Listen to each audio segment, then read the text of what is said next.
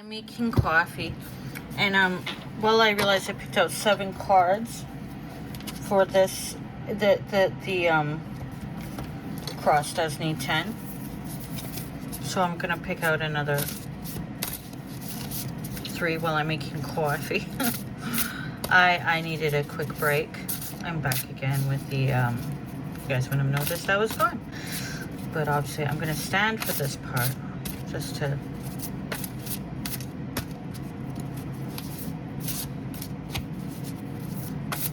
the last 3 cards of this reading. Okay, this one wants to come out.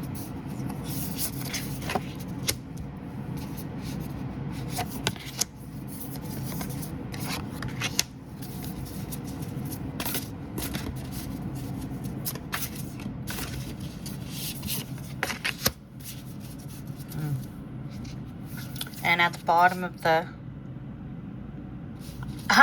I shuffled the deck, and at the bottom of the deck again is this card.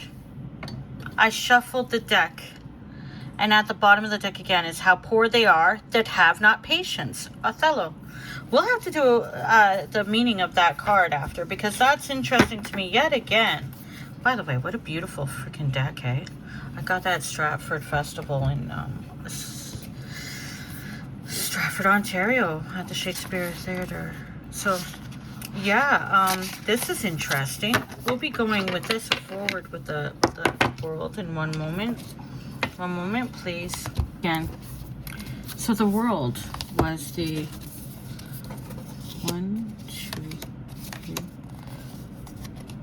4, 5, 6. The 7th card in this Not Enough Room Celtic crossbred. And that would mean that it's the doorway from the present into the future.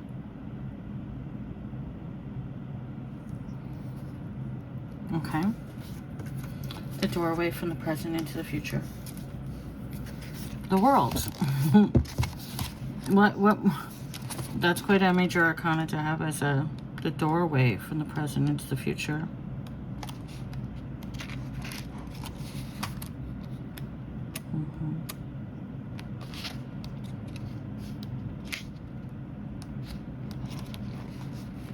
I'm surprised it isn't temperance or a tower. Sorry. Okay. Sorry. The Globe Theatre. Which that was. If you read Shakespeare, you know it. All the world's a stage, and all the men and women merely players. That's why I thought this deck. They have their exits and their entrances, and one man in his time plays many parts, his acts being 7 ages.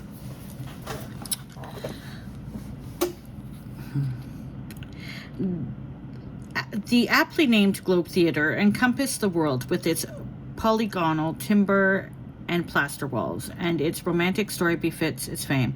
In 1598, Shakespeare's acting troupe was quite literally houseless upon the death of their investor, James Burbage. Had anybody seen Shakespeare in Love? Great movie. The actors were desperate for a venue and cash. A lease dispute kept their Shoreditch Theatre empty until the players hit upon a risky plan. On a snowy December night, workmen dismantled the old building and carted the timbers across the Thames to Southwark. Construction on the Globe and lawsuits concerning the manner in which it came about began immediately, and a legend was born. The Globe's sign pictured Hercules bearing the world on his shoulders. This little cosmos, under a canopy of painted stars and planets, a few men moved the Globe's citizenry to laughter and tears and took their spectators on a magical journey around the world. The theatre's demise in 1613 was as sensational as its birth. During a performance of Henry VIII, a cannon blast ignited the thatched roof, burning the structure to the ground in 2 hours. The Globe was rebuilt and continued to be used until Parliament closed all the theaters in 1642.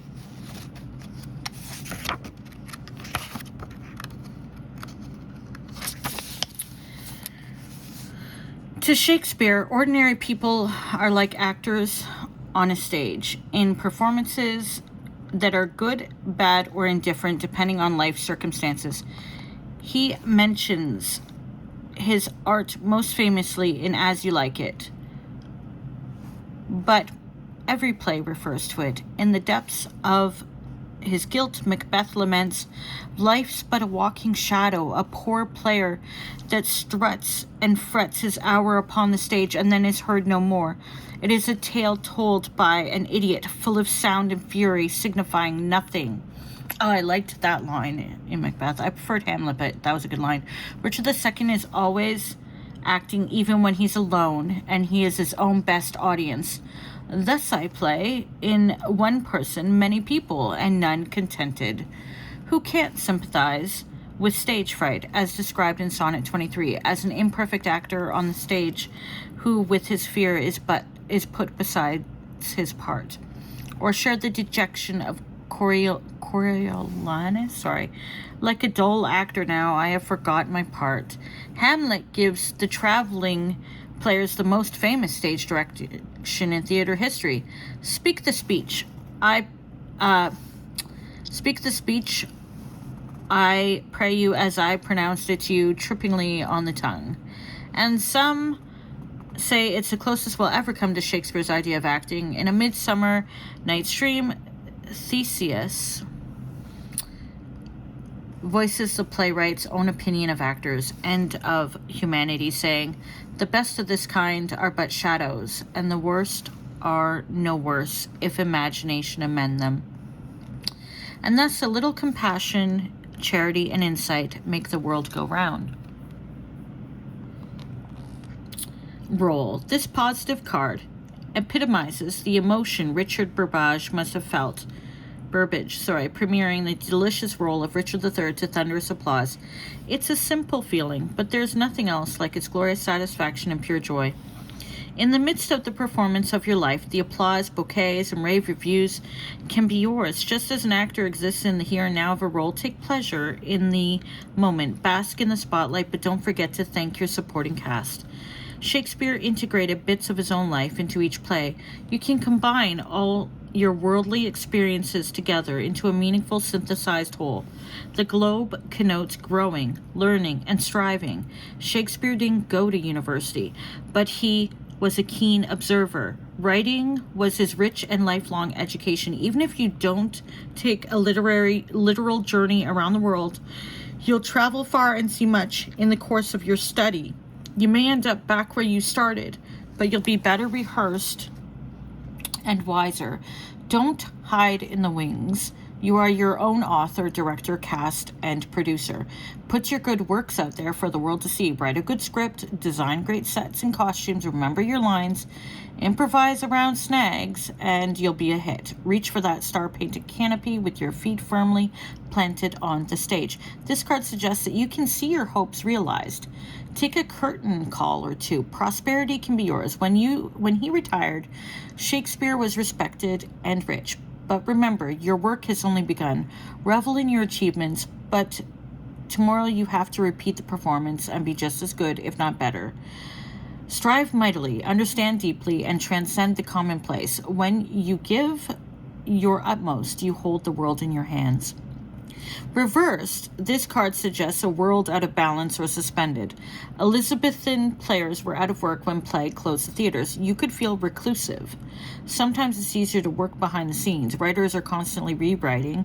You could resist finishing something or have trouble bringing down the curtain on a project. You may find that after all your work, the end product is imperfect. Think of the words of Aaron in Titus Andronicus. That what you cannot as you would achieve, you must perforce accomplish as you may. Perhaps your outlook isn't global enough. Don't be dazzled by critical acclaim. Joan of Arc perceptively notes in Henry VI, glory is like a circle in the water, which never ceases to enlarge itself, till by broad spreading it disperse to naught. This reversal suggests that feeling of emptiness after a project is finished. Even Shakespeare must have felt a bit of sadness when he wrote Exit at the end of a new play. I was thinking while I was away about some of this stuff here.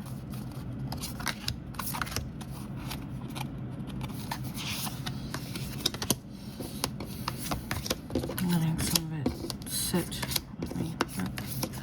That's what the next card is. So the next card. So I would say communication, honesty, integrity, but in the end, the role you play is the role you play.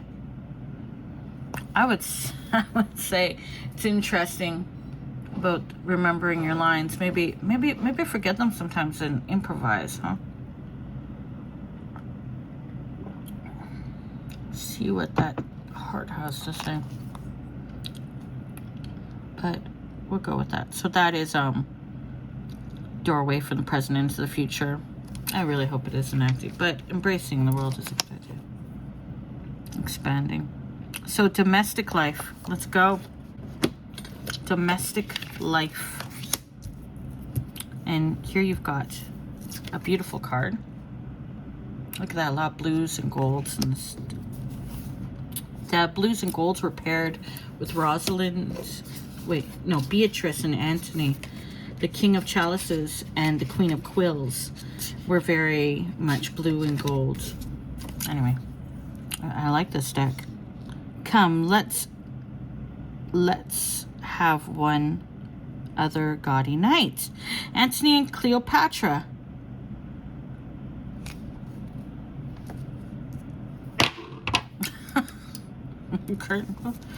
Okay, domestic life. Looks like some fun.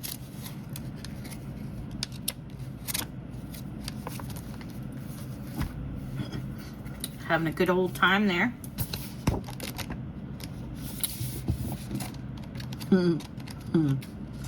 Bet. Okay.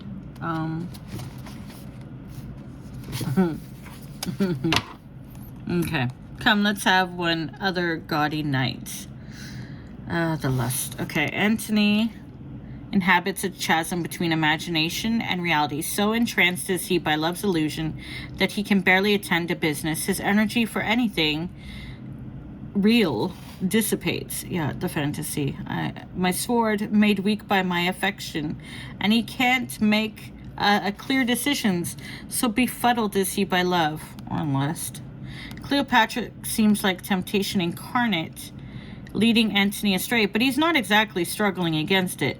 You may find your own judgment similarly clouded by illusions, temptations, or too much information. Success could be illusory. You know what? Words are hard, but like an illusion. Whims, foolish, or an objective, nothing more than a mirage. It may be hard to separate fantasy from reality. Yeah, I would say for this person that would be often a thing. This probably isn't the best time to make important decisions. Flights of fancy can inspire or control you. Everything seems possible right now as your imagination works overtime. But your confusion or delusion could make it hard to tell which choices are good and which are bad. You may be tempted to sample everything, but beware of overindulging. Antony and Cleopatra aren't teenagers like Romeo and Juliet. The intoxication of their love leads to some very real problems. This card also warns, be careful what you wish for. There really was no more gaudy nights for Antony and Cleopatra. Reversed, the fog lifts, the clouds part, and clear thinking and logic replace confusion and illusion. Willpower returns, and you can refocus on your goal with more determination and purpose. Set priorities, create a realistic plan, and prepare for eventual success. That same willpower can help you steer clear of everything from anger to sloth. Resist temptation or skip temporary pleasure for a more significant deferred reward. Well, it's domestic life. A more realistic. Enjoying the fantasies of multiple people is intoxicating. Overindulging in the attentions and affections and the play of it all. What's the next card? Shut up, Hammer Dawn, and read the next card. Hopes or anxieties. Hopes or anxieties. So this card is Quills again. Finally. Hopes or anxieties. A turn or two I'll walk to still my beating mind from the Tempest. I saw that play in the theater. It was quite funny. Hopes or anxieties. Yeah. Go for a walk.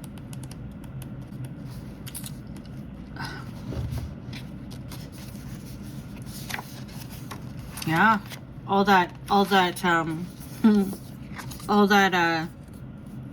gaudy, all those gaudy nights. Like, I need to go for a walk. I need to walk it out. Walk it out. Okay. A turn or two I'll walk to still my beating mind. Tempest of Fury. Prospero has just conjured the spirits of Iris, Ceres, Ferdinand, and Miranda. Suddenly he remembers a plot against him by Stefano, Trinculo, and Caliban. Making an excuse that his old brain is troubled, he leaves his daughter to prepare for the scoundrels. This card indicates a journey or travel that is purposeful, not aimless. The journey can be to a new place where the change of scenery offers a fresh perspective on an old dilemma, or it can be a metaphorical trip to explore ideas, distance yourself from problems, or move toward a new way of thinking. I used to watch a lot of readings and other things related to this person that I'm doing this reading on, and it would often indicate that they should relocate away from, like, it used to indicate like family control over the person, or similarly close people. And this is all just interjecture on my part, like I have no idea, but it used to say like it is definitely affected the thing, and also it adds stuff about like people taking advantage of them there, and it set a pattern for like choices they were making and how they perceived relationships and people, and I don't know. Anyway, I wonder if they are actually going to contemplate moving for themselves or just for someone else, or if they won't, or if they're just going to let themselves go on a trip, like a camping trip or something. Anyway, just be careful with your dog. Don't get sick. Wherever or however such a voyage takes place, its result is a restoration of peace of mind and a calm spirit. Here, go camping. All the characters are forever changed as a result of their stay on the island. This card also connotes, why does it say connotate? The objective, focused, and logical mind, a scientific mind that has distance from its object of study. Sometimes knowledge or inspiration comes from inexplicable sources, like Prospero's magic. Communication is clear and original. A situation improves. Yeah, try that. Reverse, this may mean some sort of revelation, surprise, or unwanted proposal, which may awaken a desire to flee. That wouldn't be new. Or a situation may not seem to have any solution, but you're unable or unwilling to leave, like the castaways frozen in place by Prospero's spells. Perhaps you resist new viewpoints or can't distance yourself mentally from a situation. There may be problems with travel, you think. You could feel others are abandoning ship, leaving you to bail alone. Yeah, they did, didn't they? Well,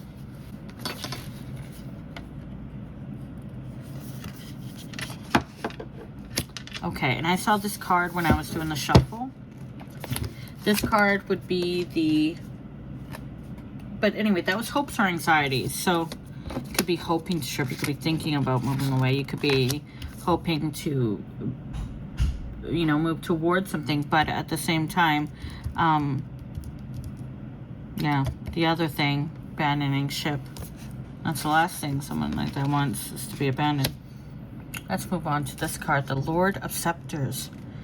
Okay, going to the Lord of Scepters. The Lord of Scepters. I love this book. I mean, look how beautiful this book is. I've had this thing since my early 20s. It's a deck I didn't work with, but I wish I had. I was like, it's too beautiful to touch. You guys know, like, life is so short. And then, anyway. And then what? Anyway. Rings, bells aloud, burn bonfires clear and bright, to entertain great England's lawful king. Ah, Sancta Majestas, who would not buy thee, dear? Let them obey that know not how to rule. This hand was made to handle naught but gold. I cannot give due action to my words, except a sword or scepter balance it. A scepter shall it have I a soul. Interesting. What is this card? The overview or any other business. The 10th card may not show the final outcome, but shows us anything they're not covered by the preceding 9 cards in the spread. Sorry. No sooner is valiant Henry V buried than reports start to come of the loss of his French conquests. Henry VI is a mere child, and no one has forgotten how his grandfather usurped the crown from Richard II. There are plenty of men descended from the son of Edward III who feel their claims to the throne are just as valid, if not more so, than Henry's, and one of these is Richard Plantagenet. Gosh, I'm sorry about it, every butchering of every word. In the Temple Garden, Richard urges other nobles to choose between him and the Duke of Somerset, both of whom argue forcefully for their royal rights. If he suppose that I have pleaded truth, says Richard, from off this briar pluck a white rose with me, and he warns, this pale and angry rose will I forever and my factions wear, until it wither with me to my grave or flourish to the height of my degree. When Somerset's Lancastrian followers pick red blooms, the War of the Roses begins, once again embroiling the English crown in conflict. Despite restoration of his title as Duke of York and temporary respites while he serves in France and Ireland, Richard remains adamant. I am far better born than is the king, more like a king, more kingly in my thoughts. When he does usurp the throne, he agrees to let Henry rule during his life if he will disinherit the prince in favor of Richard's sons. But 2 of his sons, the future Edward IV and Richard III, reinvigorate his old ambition to fight for the throne. And he swears, I will be king or die. Well, guess what will happen? At the Battle of Wakefield, Richard's youngest son, the Earl of Rutland, is piteously murdered. Oh, when Richard is captured, he prophesies, my ashes as the phoenix may bring forth a bird that will revenge upon you all. And what a bloody bird that Richard III will be. Derisively, Queen Margaret sets Richard on a molehill, puts a paper crown on his head, then wipes his cheeks with a cloth soaked in his young son's blood. Wow. Wow. That's a lot. Deploying her torment with a passion that moves his onlookers to weeping, Richard cries, "O tiger's heart wrapped in a woman's hide! These tears are my sweet Rutland's obsequies," and every drop cries vengeance for his death. But the merciless queen orders his head chopped off and impaled on the town gates, so York may overlook the town of York. Okay. Bitches be crazy. I'm just kidding. No, anyway, sorry. The role. The Lord of Scepters represents a self-confident, strong-willed, passionate person. So convinced is he of his own abilities and the legitimacy of his desires that he can be boastful and presumptuous. This is the fellow who can't sit still. He must be traveling, moving, exploring, and doing every minute. Like Richard, there's no time to stop and smell the roses. He's out there picking them and moving on. If Nothing's happening. He'll make something happen. My brain more busy than the laboring spider weaves tedious snares to trap mine enemies. He's daring to the point of cockiness, eager to try what lesser men avoid, and willing to risk everything for a good cause. Or a bad one. This is someone with the courage of his convictions, whether they be noble or not. He's fiercely loyal, yeah, right, and can be easily moved to action, yeah, even if it means a fight. His outspokenness and eloquence attract supporters. He's a good leader, for he can excite and inspire. However, he's a reminder that enthusiasm can make you reckless, endangering yourself and innocent bystanders. But how can others stay on the sidelines when this self-described hero is leaping impetuously into the fray and volunteering for every dangerous mission? The Lord of Scepters encourages you to keep your eyes firmly focused on the prize. Don't let minor issues shake you from your purpose. He has a temper, and he will lash out if provoked. Scarce can I speak, my choler is so great. Oh, I could hew up rocks and fight with flint. I bet. This lord might have a chip on his shoulder and dare anyone to knock it off, but his attractiveness, can-do attitude, and nerve go a long way toward mitigating his faults. Reversed, this card suggests that someone might be acting like a bully or show-off, or may prove unreliable or hypocritical. There could be quarrels, dissension, or other discord. You or someone else may be trifling with causes without real commitment, or choosing activities haphazardly with no real purpose. Someone may be cruel, territorial, or self-serving, or pick fights or infringe on others' rights. This can also indicate burying desires or squelching ambition. This card can also indicate burying desires or squelching ambition. I really like that. And again, I found it really cool that this card was at the bottom. So let's take a look at these again. For the Celtic Cross, we had the Lord of Scepters as the last one. We had this beautiful one, calling back the world. King of Chalices and the Queen. Look at them. That's so interesting. Go Beatrice.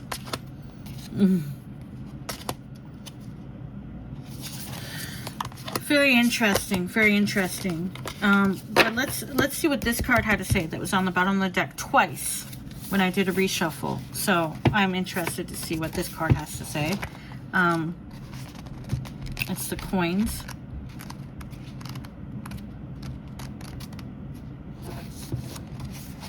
Mm-hmm. 5, 6, 7, 8. How poor they are that have not patience, Othello. What wound did ever heal but by degrees?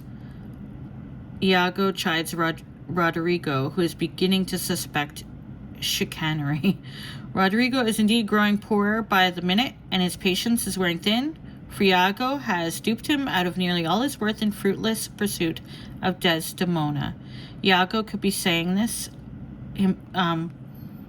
about himself, for he is the very picture of patience as he weaves the net that will entrap Othello and reap his own perverse rewards. He's a clever devil who speaks more truth than lies, but twists the truth to his own fiendish purpose. Frankness and honesty are elements of this card. Ironically, the word honest is used many times to describe Iago, as he corrodes that very virtue.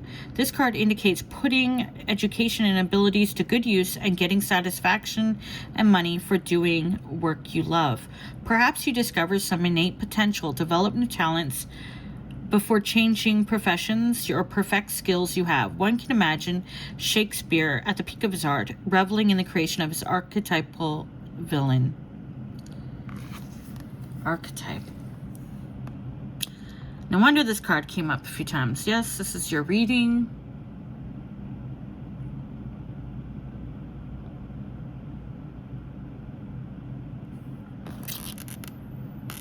Archetypal villain. With, what's there ever any doubt? With Prudence, wisdom, and patience, you attend to details, cover all the bases, prepare for the future, and protect what you have invested in hard work. Persistent and diligent, you practice, study, or gather research for the future. Reverse, this card indicates that you may be working too hard, tired of working, stuck in a meaningless job, or want to change jobs. You could need a break or be out of work. Someone might be seen as frittering away time while others do all the work. Like Falstaff and his buddies in Eastcheap, dissatisfaction may stem from inadequate training for the job. It may be hard to concentrate or muster any enthusiasm. Bills, debts, or a desire for more money could give rise to imprudence or questionable schemes. Yeah, don't be doing no questionable schemes there. Interesting. That card came out twice, and I guess there was good reason for that. Archetype. So again, that was an interesting reading. If I was to take these cards then. Delays have dangerous ends. Beautiful freaking deck. I highly recommend this deck. So there you go. That was the reading for that part with that deck. Just shuffle these in differently. Put these in differently.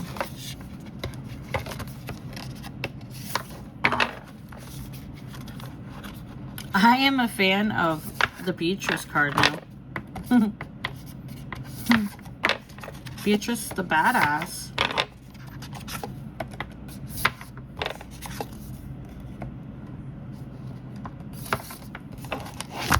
You know? Beatrice the badass. What a great deck that was. You know, I did really take too long to start using it, but things happen in their time, right? Things happen in their time. Judgment.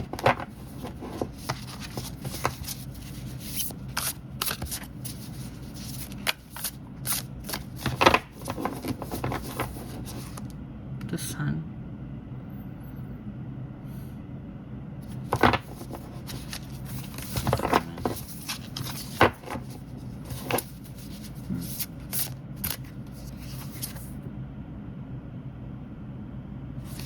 Just a beautiful deck. So I'm going to put this one away. And that's the first part of the reading.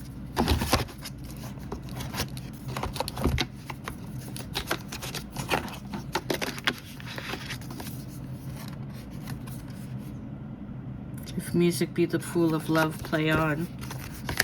Okay. Lover boy.